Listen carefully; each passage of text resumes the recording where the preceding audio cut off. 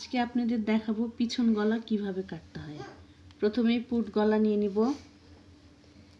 আমার গলার চওড়া আজকে 3 ইঞ্চি। তারপরে গলার ডিপটা এখান থেকে এইভাবে ধরে আজকে আমার গলার ডিপ 4 ইঞ্চি নিব। ছোট পিছন গলাটা আজকে একটু ছোট করব।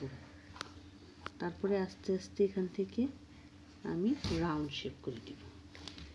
এবার আমি বক্রমের চওড়াটা, গলার বক্রমের চওড়াটা আমি 1.25 ইঞ্চি রাখতে চাচ্ছি। 1.25 ইঞ্চি রাখতে চাচ্ছি।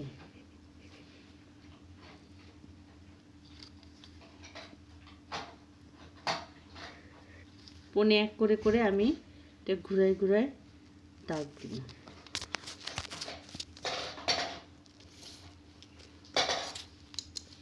দেখুন